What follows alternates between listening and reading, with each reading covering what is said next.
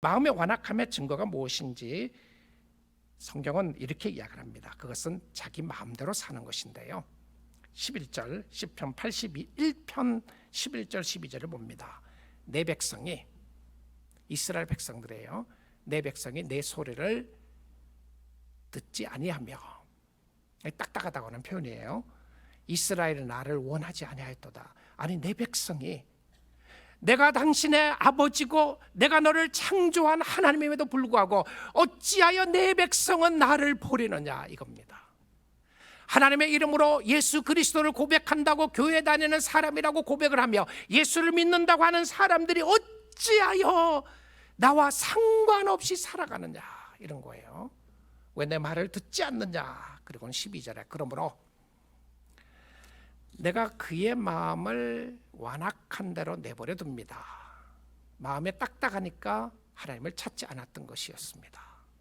완악한 대로 내버려 두니까 어떻게 됩니까? 자, 그 다음 단어를 잘 살펴보십시오. 프레이즈를 보시면 그의 임의대로 행하게 하였도다. 이 무서운 표현입니다. 성도에게는 무서운 표현이에요. 그의 마음대로 하게 하였도다. 여러분, 마음대로 사는 것이 축복이 아닙니다. 예수 안에서 살아야 합니다.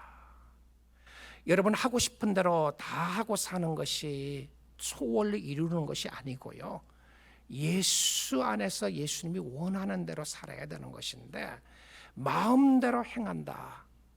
남자가 되고 싶으면 남자가 되고, 여자가 되고 싶으면 여자가 되고, 여자 됐다 남자 됐다 내 마음대로 하고 싶고, 내가 거짓말하고 싶으면 거짓말하고, 욕심을 내고 싶으면 욕심을 내고, 화를 내고 싶으면 화를 내고, 내 마음대로 하는 거예요.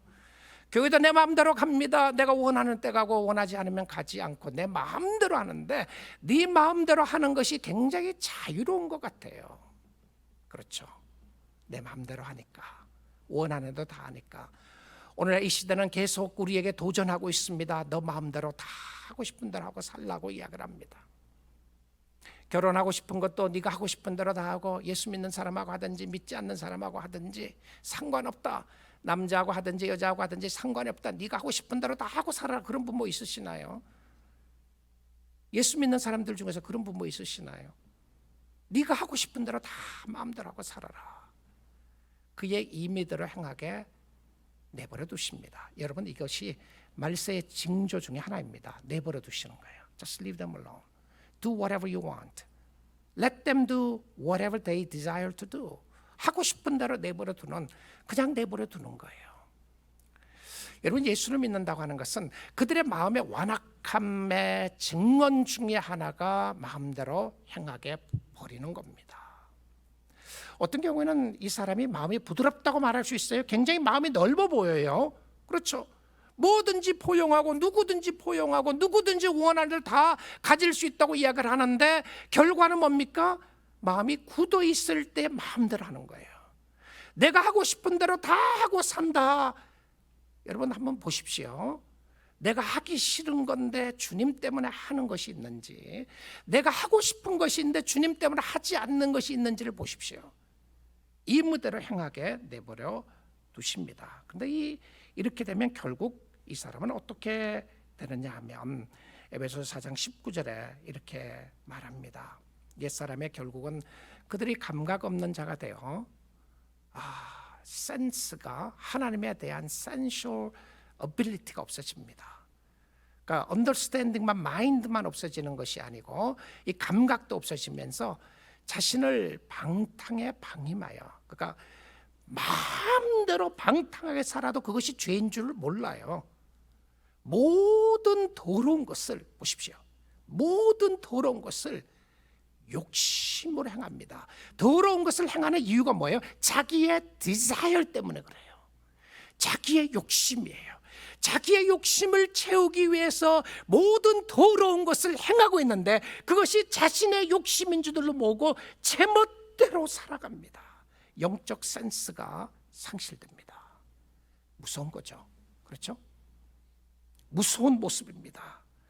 자기 자신을 제멋대로 방탕하게 내버려두고 자신의 몸을 방탕하게 맡기고, 그리고는 욕심대로 더러운 것을 행합니다. 탐욕으로 죄를 지으며 살아갑니다.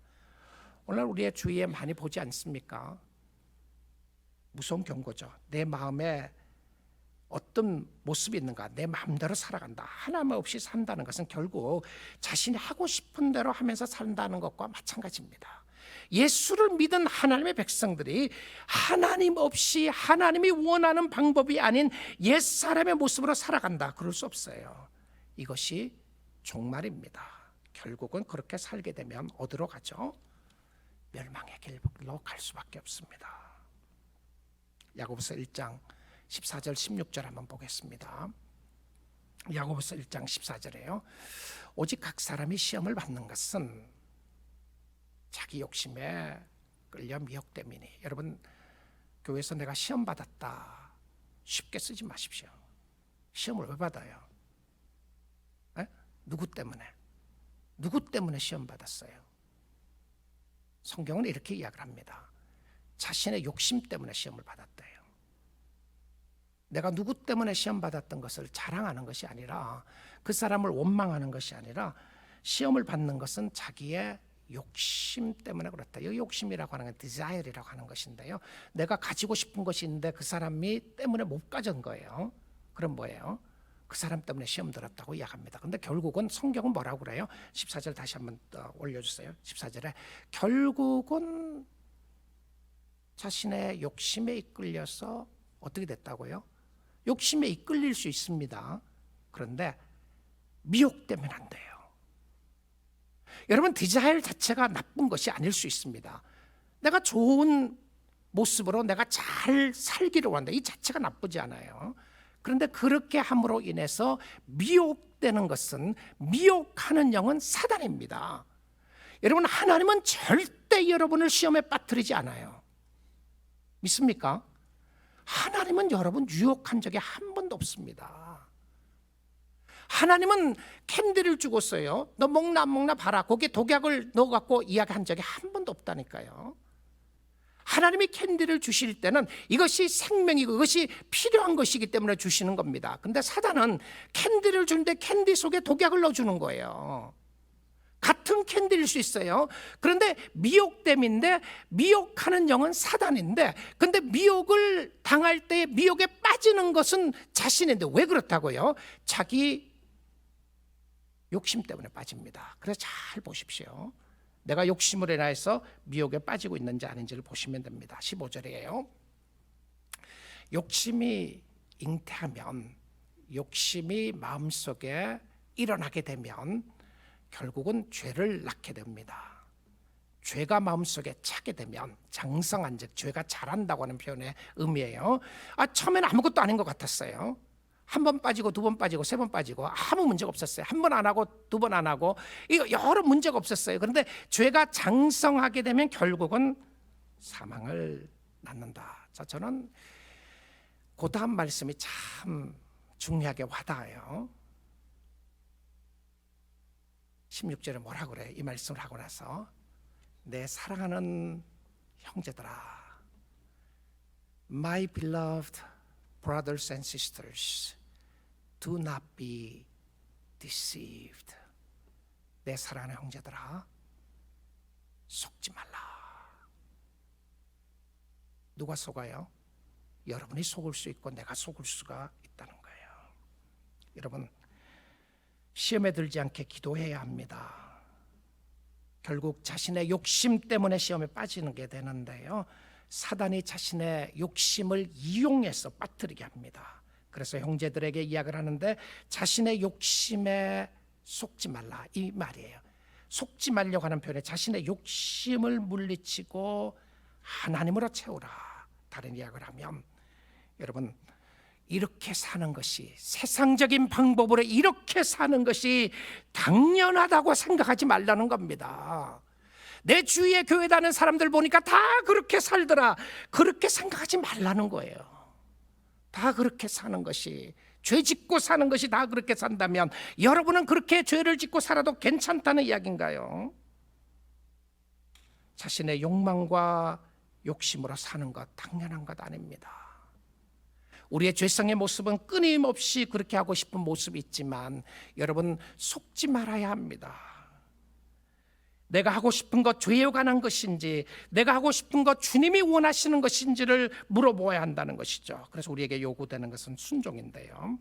하나님이 오늘 이 아침 시간에 여러분에게 찾아오시고 간섭해 주시고, 하나님이 우리에게 찾아오셔서 간섭해 주시며, 하나님 말씀으로 찾아오셔서 내버려 두시지 않고 우리에게 간섭해 주시고 말씀 주시는 것이 하나님의 은혜인 줄 생각할 수 있기를 원합니다. 우리는 아무 쓸모없는 사람이었습니다. 그런데 하나님의 간섭이 없다면, 여러분의 심령 속에 구체적으로 간섭하지 않았더라면, 여러분을 just leave you alone, 나를 그냥 내버려 두셨더라면 나는 죄악 가운데 살 수밖에 없었습니다. 하나님의 환난을 통해서, 하나님의 사람을 통해서, 하나님의 말씀을 통해서 여러분의 삶 속에 구체적으로 간섭해 오시고 하나님의 뜻대로 살도록 해주신 것이 얼마나 감사한 일인지요. 여러분, 로마서 1장에서는 이 부분을 잘 설명을 해주고 있습니다. 1장 18절부터 25절, 좀 길지만 잠깐 하나님의 말씀을 설명하면서 보도록 하겠습니다. 하나님의 진노가, wrath of God, 하나님의 심판이, 하나님의 형벌입니다. 여러분, 하나님의 진노, 한마디 하나님이 콧김으로도 지상에 있는 것들을 녹일 수 있는 파워를 가지신 하나님이신데, 하나님의 진노, 우리가 싫어하는 단어 아니겠습니까? 누가 진노라는 단어를 좋아하겠어요? 근데 하나님의 진노가 있다니까요. 하나님은 사랑으로서 모든 것을 덮어주고 아무런 진노가 없는 것이 아니라, 하나님은 심판의 하나님으로서 하나님의 나타나는 역사를 보여주고 있는데, 하나님의 진노가 누구에게 나타나요? 불의로 진리를 막는 사람들의, 불의로 불법적인 모습으로 진리를 막는 사람들의 모든 경건하지 않음과 불의에 대하여 하늘로부터 나타나네. 이 말씀은 무슨 말이죠? 진리를 진리로 믿지 않는 사람들이에요. 경건하게 살지 않는 사람들, 불의에 대하여 마음 놓고 사는 사람들의 진노가 하늘에서부터 나타나기 시작합니다. 자, 그런데 그 이유가 뭔지 한번 보십시오. 19절입니다. 여러분, 저는 여러분의 담임 목회자로서 여러분이 정말 우리 함께 예수님을 잘 믿으면 좋겠습니다. 말씀에 경청하고요, 세상 따라가는 것이 아니라 주님 따라가면 좋겠고요, 교회에 다닌 연수를 자랑하는 것이 아니라 예수님을 알아감을 자랑하면 좋겠습니다. 예수님을 아는 하나님의 은혜 가운데로 나오기를 원합니다. 여러분, 이 자리에 이 말씀 듣고 계시는 모든 주의 백성들이 주께로 돌아오기를 원해요.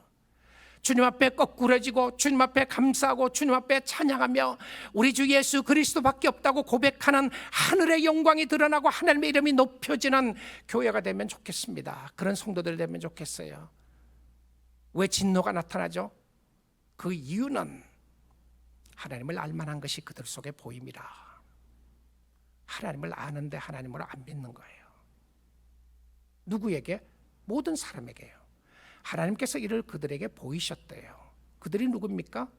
지금 진리를 막는 사람들이에요. 근데 그 사람에게도 하나님을 알려주셨다니까요. 하나님이 안 보인다고요? 아니에요. 보여주셨다고 성경은 이야기하잖아요. 모든 사람들에게. 성경을 믿으십시오. 성경이 모든 사람들에게 하나님이 보여주셨다니까요. 근데 그것을 멘털 블락이 생기게 되고 간부감각해짐으로 통해서 하나님을 믿지 않아서 그래요. 자, 20절입니다. 하나님의 말씀이죠. 창세로부터 그의 보이지 않는 것들, 곧 그의 영원하신 능력과 신성이 그가 만드신 만물에 분명하게 보여 알려졌습니다. 무엇을 통해서? 천지창조를 통해서 하나님의 살아계심을 알려주셨다니까요. 그러므로 그들이 핑계하지 못할지니라. There's no excuse. There's no excuse. 나는 몰랐습니다. 나는 하나님이 그런 하나님인 줄 몰랐습니다. 그럴 수 없다니까요. 난 하나님 안 계신 줄 알았는데 하나님이 살아계신 줄 몰랐습니다. 그렇게 핑계대지 못한다니까요. 자, 21절입니다. 하나님을 알되, 자, 그 다음 잘 보십시오. 하나님을 영화롭게도 아니하며. 정말 우리가 눈을 뜨고 말씀을 묵상하며 다시 보아야 합니다. 하나님을 알되 하나님을 영화롭게도 아니한다. 하나님을 아는 사람은 어떻습니까? 하나님을 영화롭게 하는 사람입니다. 다르게 생각하면 하나님을 아는 사람은 어떤 사람입니까? 감사하는 사람이고요. 하나님을 아는 사람은 지혜로운 사람입니다. 그런데 하나님을 알되 하나님을 영화롭게도 아니하며 감사하지도 아니하고 오히려 그 생각이 허망하여지며, 아까 허망해진다는 표현이 나오죠. empty하게 됩니다. 생각이 없어요. 성경에 대한 생각이 없습니다. 미련한 마음이 어두워졌나니, 마음이 미련해서 어두워졌어요. 자, 그리고는 22절 봅니다. 어때요? 스스로 지혜 있다 하나. I'm so smart. I know everything. 내가 다 안돼요. 내가 세상에 있는 모든 것을 잘 안다. 스스로 지혜 있다. self knowledge입니다. 하나님이 인정하는 지혜가 아니고 스스로 지혜 있다 하나 뭐라고요? 어리석게 되었다. 하나님을 모르는 것을 어리석음이라고 이야기해요. 23절입니다. 썩어지지 않은 하나님의 영광을 썩어질 사람과 새와 짐승과 기어다니는 동물 형상의 우상으로 바뀌었느니라. 우상 숭배하는, 다 하나님을 경배하지 않고 자신을 경배하고 세상을 경배하고 하는 모습으로 바꿨다. 이 부분입니다. 24절입니다. 그러므로 하나님께서 그들을 마음의 욕심대로, 정욕대로, 욕심대로입니다. 똑같은 단어예요. 하나님이 그들을 마음의 정욕대로, 누구의 마음의 정욕입니까? 자신의 마음의 정욕대로 더러움에 leave them alone, 내버려 두셨다. 그러니까 어떻게 해요? 그들의 몸을 서로 욕되게 하게 합니다. 이게 말세의 징조입니다. 서로 더럽히는 거예요.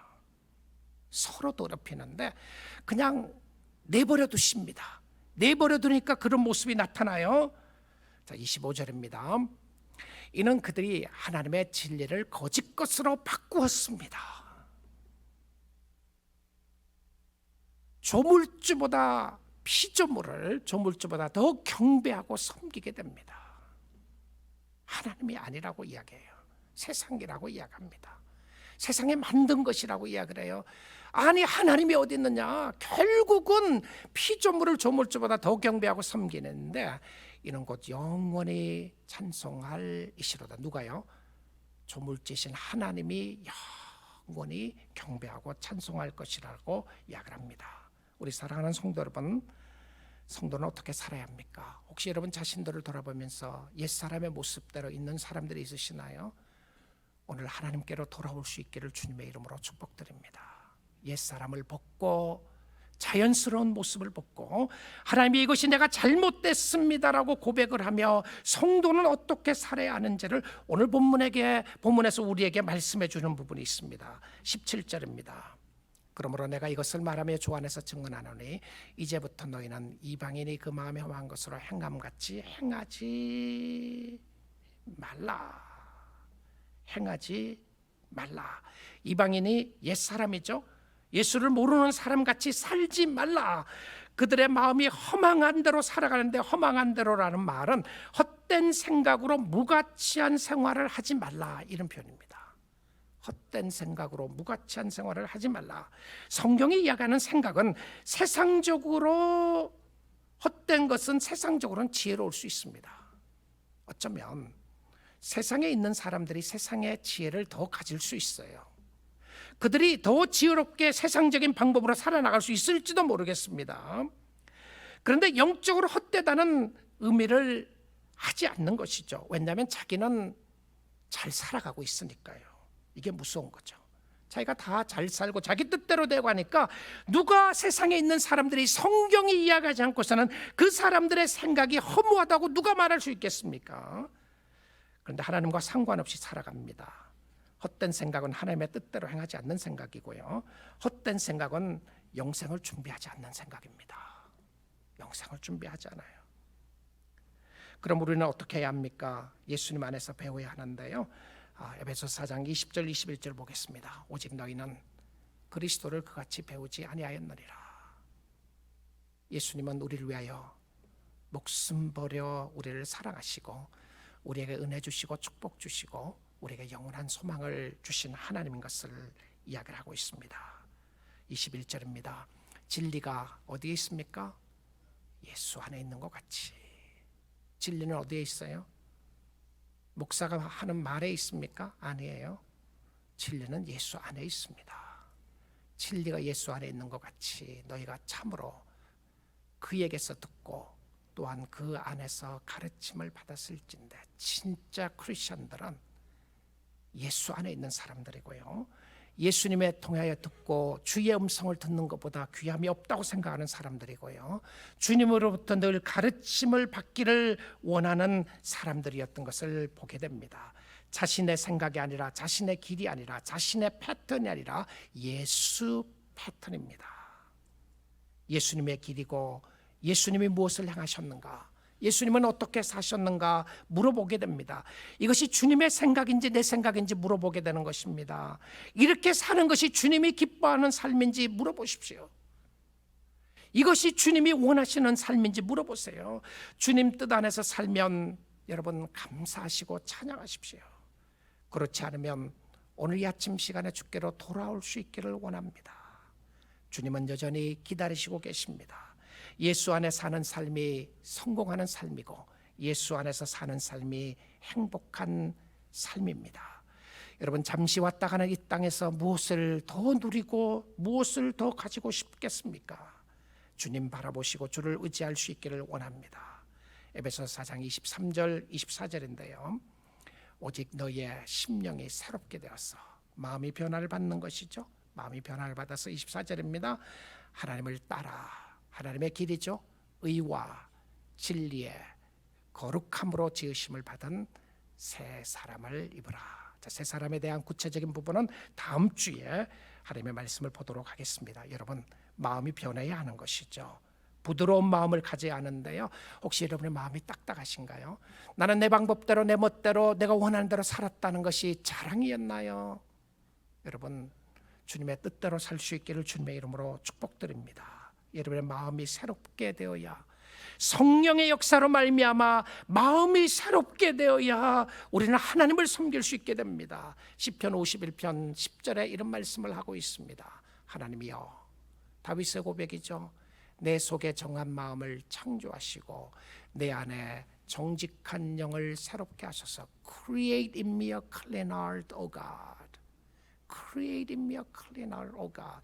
그런 이야기했습니다. 좀 더 나를 변화시켜 주옵소서라고 하는 것이 아니라 내 마음을 재창조해 주시기를 원합니다. 하나님, 이 마음 가지고 안 되는 것 압니다. 내 옛 습성 갖고 도저히 하나님을 섬길 수가 없습니다. 조금 더 거룩하게 산다고 했던 것이 나의 결심과 나의 결단이 무너지는 것을 압니다. 하나님이여, 내 마음속에 정한 마음을 창조해 주시기를 원합니다. Change my heart, O God. 하나님, 내 마음을 온전히 고쳐주시기를 원합니다. 여러분, 깨끗한 마음과 깨끗한 영은 성령의 역사입니다.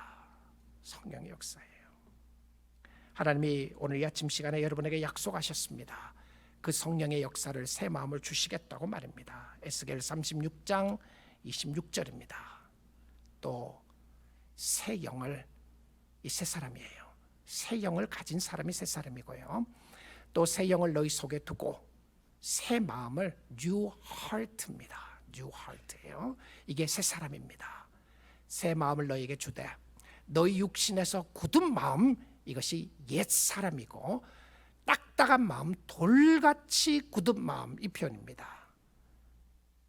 Heart as a stone, 돌같이 굳은 마음, 딱딱한 마음, 완악한 마음이.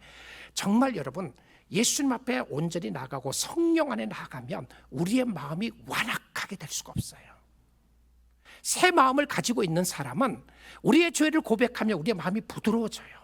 마음이 부드러워진다니까요. 하나님을 찬양하게 되고 하나님을 섬기게 되고 우리의 삶 속에 죄를 고백함으로 말미암아 주님 앞에 나가게 되는데, 너희 육신에서 굳은 마음을 제거하고 I will remove heart of stone, heart of stone. I will give you a new heart, a heart of flesh. 부드러운 마음의 flesh라고 그랬어요. 살 같은 마음을 주겠다고 그랬어요.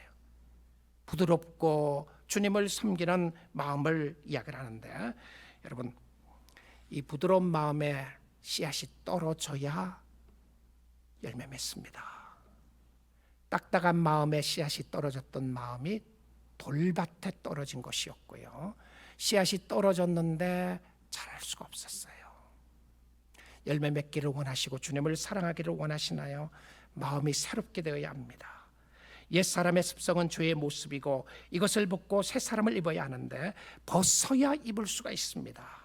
철로역정에 보면 이런 이야기가 나오죠.